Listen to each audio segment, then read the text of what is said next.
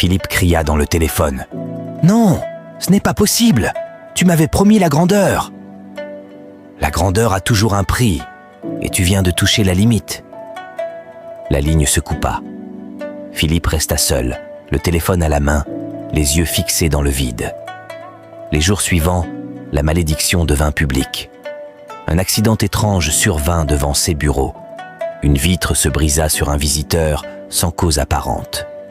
Une coupure d'électricité plongea tout son immeuble dans le noir au moment précis où il devait signer un contrat. Les employés, effrayés, commençaient à fuir les lieux. Dans la rue, les passants parlaient sans détour. « On dit qu'il est maudit. On dit qu'il a couché avec des folles pour avoir sa richesse. On dit qu'une grossesse l'a trahi. » Philippe sortit encore quelques fois en public. Mais les foules qui l'applaudissaient hier commençaient à se détourner. On ne l'acclamait plus.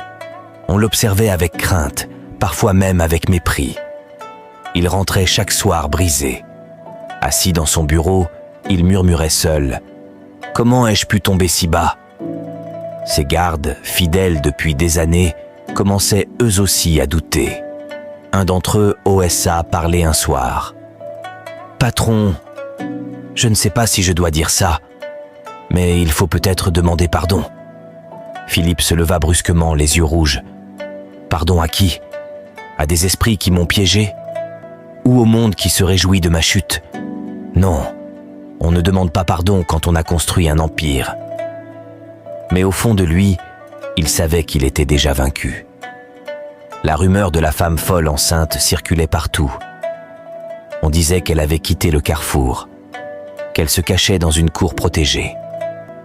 Certains affirmaient qu'elle riait seule en caressant son ventre, répétant que son enfant était choisi par les esprits.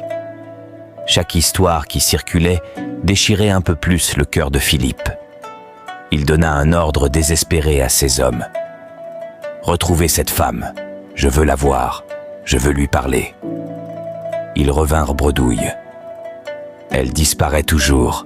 C'est comme si quelqu'un l'aidait à s'échapper. Philippe s'effondra dans son fauteuil.